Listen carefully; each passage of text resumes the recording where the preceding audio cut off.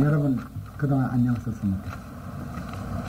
뭐 여러분이 잘 아신 바 같이 나는 그 얘기를 하는 직업도 아니고 또 글을 쓰는 직업도 아니기 때문에 사실 이런 그 세미나 모임에 나가서 얘기를 한다는 것은 많은 그 어색하고 그 부자연스러운 게 많습니다.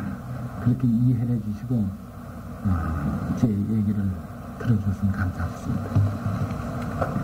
저는 이러한 세미나에 나가서 그 어떤 자기 그 견해라든가 또 그 주최 측이 요구하는 어떤 주제를 발표한 이런 경험은 처음입니다. 그리고 이것이 또 처음이자 마지막이 될는지도 모르겠습니다. 그러나 제 자신은 이 동아일보에 대해서 제가 살아오는 현재까지 많은 그 매력을 느끼고 있고 또 많은 그 감화를 받아 있기 때문에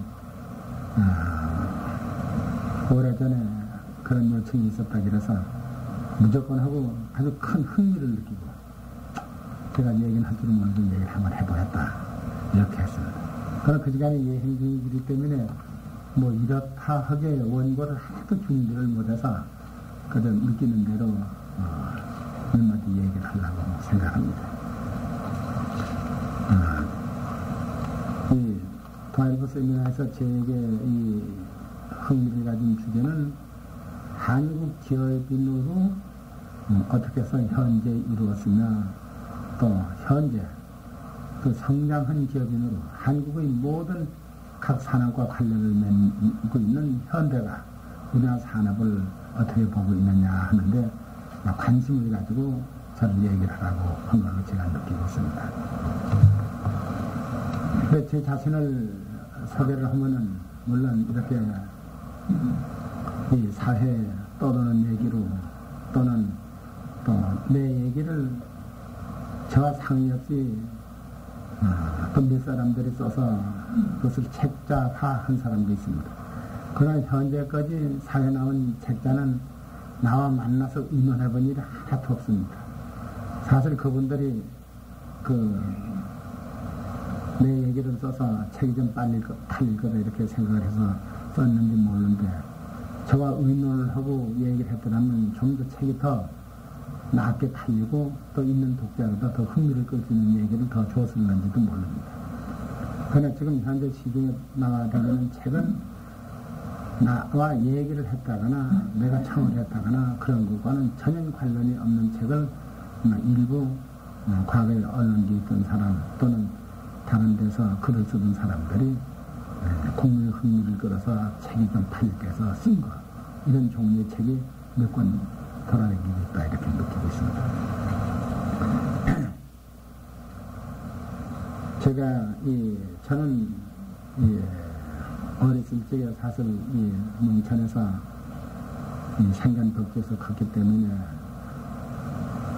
서당에서 배운 한문책 그리고 서당을 한 3년 정도 갔다면 그 당시는 보통학교를 다녔습니다. 그것이 내가 스승한테 선생님한테 배운 내 지식의 전부입니다. 그리고 그 후 나는 그 시골 농촌에서부터 도시에 와서부터 그 당시는 동아일보하고 조선일보하고 밖에 없었습니다. 그리고 우리 집에서 동아일보를 보는 것도 아니고 조선일보를 보는 것도 아니고 우리 동네에서는 그 당시 일제 때 우리가 한 18살 이렇게 그래서 소학교를 저기 맡을 때 우리는 서당에 있기 때문에 소학교를 늦게 나왔죠. 그때는 구장집이야 구장집에서 동아일보를 하나 봤습니다. 때문에 이제 그 당시는 이제 구장집을 하나 봤기 때문에 구장집에서 이제 보고 그다음 동네 어른들이 내려와서 구장집에 가서 그 신문을 하나 보고 그렇게 우리는 한 이틀이나 3일 후쯤 아주 오래 기다려서 그걸 의도보기 이렇게 되는 거죠. 근데 지금 생각하면은 그 동아일보에서 무엇을 그렇게 중요하게 봤느냐.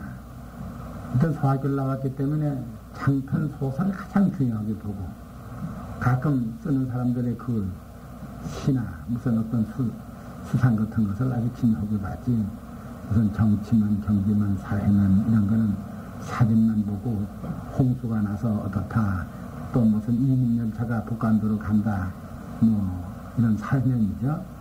그런 거 보고 뭐 정치면은 전혀 관심도 없었습니다. 경제면이라는 건 있는지 없는지 그때 알지도 못하고 주로 보는 것이 장편 소설입니다. 그 장편 소설은 그때 우리가 어리석었기 때문에 그건 소설로 생각하지 않고 신문은 현실을 매일 현실의 사건을 기록하는 걸로 그렇게 느끼고 있었습니다. 그게 소설이 아니고 매일 일어나는 일을 그렇게 연재하고 있다 이렇게 느꼈습니다. 굉장히 흥미가 더 있습니다. 그것은 어떤 작가의 구상이 아니고 현실을 기록해 나간다. 그렇기 때문에 아주 흥미가 있었습니다. 그 당시 조간에는 그 박민근씨가 쓴 마도향불이 나왔고 석간에는 그 이광수 씨가 쓴 흙이 나왔었습니다.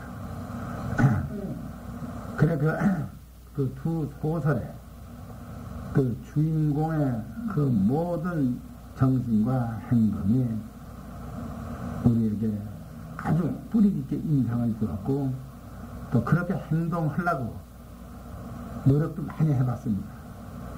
그래 다른 크고 이 마도향불의 주인공이든지 이 흙의 주인공인 그 허승이든지 그런 사람들의 그 생활을 인면할 수는 없었지만은 가능한 것은 다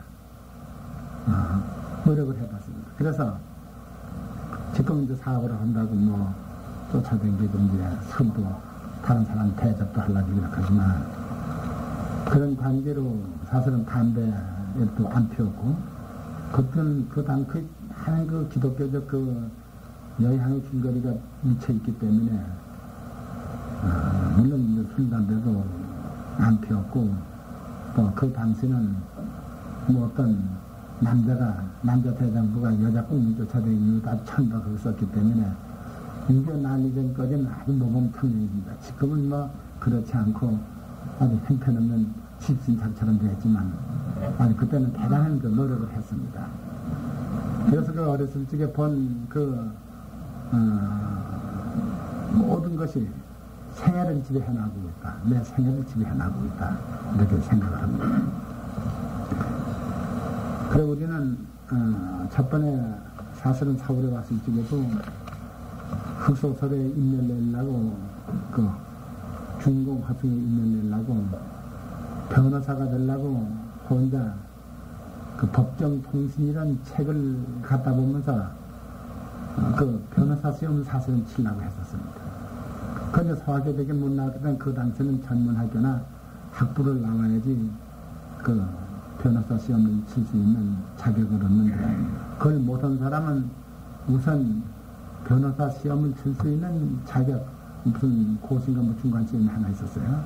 그래서 그걸 치르기 위해서 이제 서울에 와서 이제 벌어먹으면서 온갖 모든 노동에서부터 별심전을 하면서도 새벽에 일어나서 그 법조 통신 그것을 변호사 시험을 치려면 뭐 모든 법률을 다 외운다 이런 생각으로다 그 당시의 법률이라는 건 일본 헌법에서부터 일본 헌법 제1조가 천황은 신성해서 불가침이다 이렇게 되겠죠.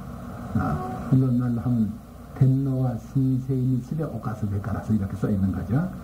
그걸 다 외웠습니다 하여튼. 그걸 다 외우고 시험을 치러 갔는데 사실 떨어졌죠. 그래서 거기서 떨어졌기 때문에 오늘날 한 상인으로 길다 어떻게 커져서 기업가다 이런 현재 이런 겁니다. 그러나 그것은 헛되지 않고 오늘날 우리가 현대가 세계에 다니면서 모든 크고 적은 일, 그 방대한 금액의 일이든지 모든 계약을 하는데 변호사를 데려 다니지 않아도 자신이 있다 이런 생각을 하고 있습니다. 뭐 법이라는 게 어렵다고 어렵지만은 사실 느끼면은 인간의 한 경호, 관습, 그 습관에다가 제재할 수 있는 힘을 준 것뿐이지 특별한 건 아무것도 없는 거죠. 진짜 경험만 맞게 생각하면은 아무 걱정이 없고, 그러나 상대방, 온 세계 기업가들은 전부 고문 변호사를 들어댕기죠. 크고 작은 모든 계약에 그렇죠. 합작 투자에 있어서나 큰 계약에 있어서나 우리가 그지간에 세계의 모든 기업가들하고 합작 투자 계약도 하고 이렇게 보면은 어느 기업가가 변호사를 안 데려다니는 사람이 없었죠. 그러나 오늘날 우리가 변호사를 현대가 안 되는 게 있다 그래서 후현 계약은 하나도 한 게 없습니다. 그것은 왜냐하면 자기 지식급 했고 또 정부가 그 행정을 하는 경제 행정을 하는 모든 과정을 그 계약에 많이 활용을 했죠. 우리는 모든 계약을 삼고 마지막 줄에는 꼭 이 계약은 정부가 승인을 허물어서 효력을 발생한다는 조건을 꼭 묻습니다. 그리고 왜 우리가 하고 있으면 그만이지 왜 정부가 승인의 효과를 주느냐. 모든 국제 간의 대거래에 있어서 돈과 관련되지 않는 것이었습니다.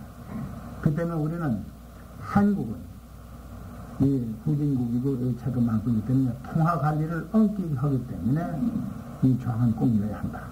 또 실제 또 그렇습니다. 정부의 승인을 안 맡으면은 일부리라도 서로 거래 모든 이익의 분배든지 비용이든지 송금 할수가 없기 때문에 그것이 또 필요합니다.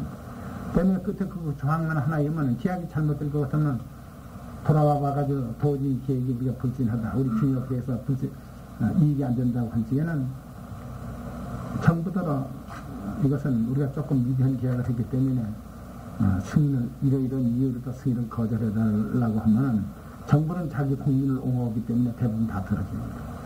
그러나 정부 요청해서 계약을 그렇게 맺는 것은 운이 좋아 그러니 아직은 한 건도 없습니다.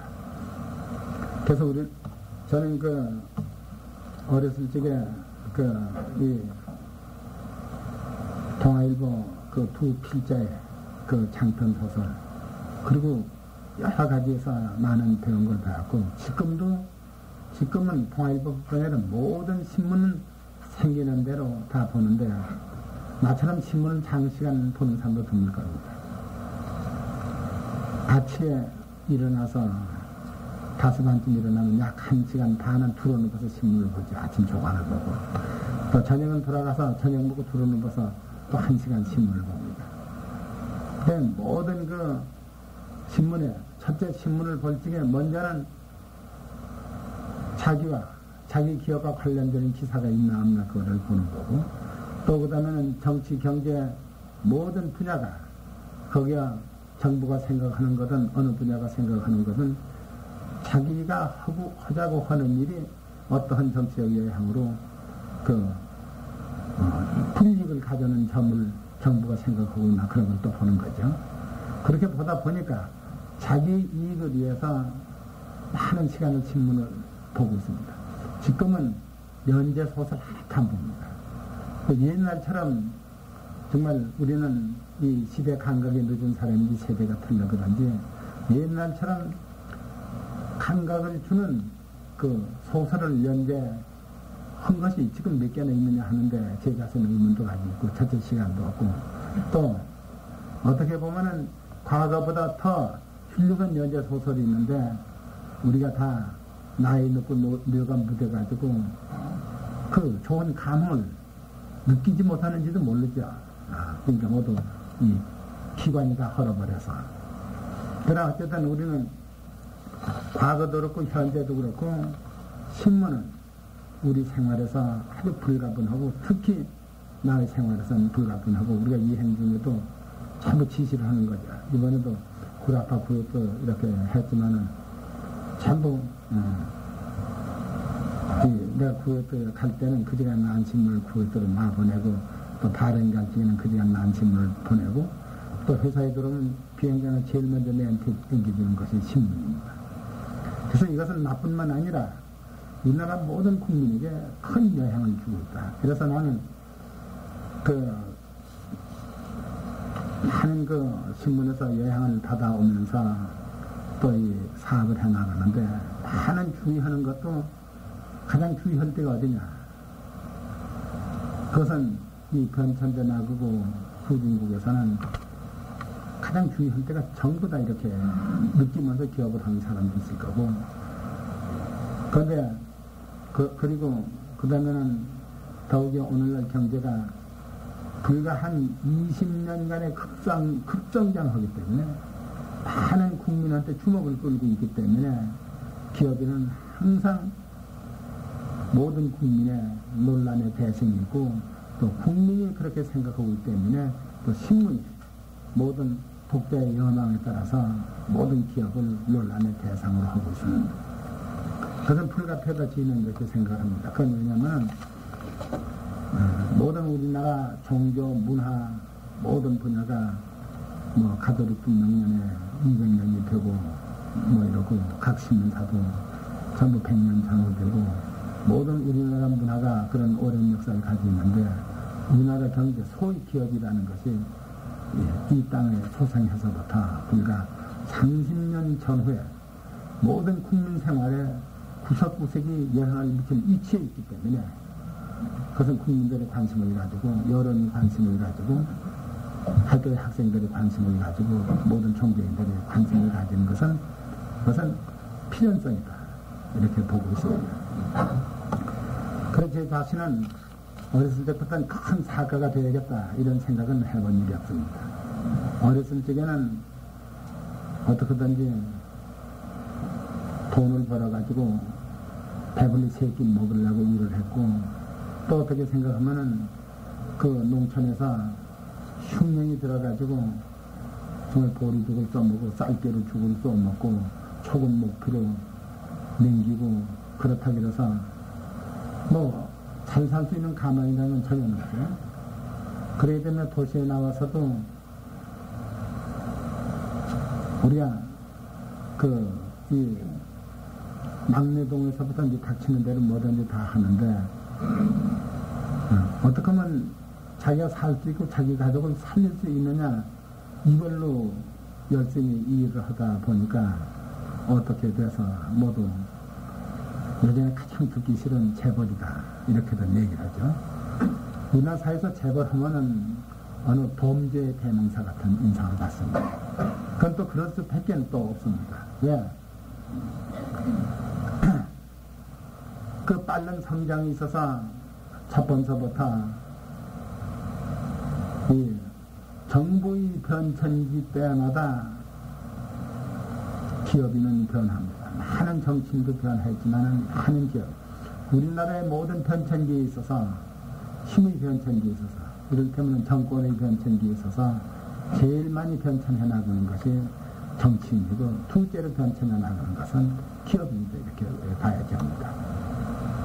수많은 그 변천기 속에서 한국 기업이 존재하고 있다 이렇게 봅니다. 그리고 확실히 또 변천기에 몰락해 나가는 사람이 있느냐 하면은 변천기에 줄을 잘 잡아가지고 또 눈부시게 이렇게 어떤 이치에 성장하는 기업도 있습니다.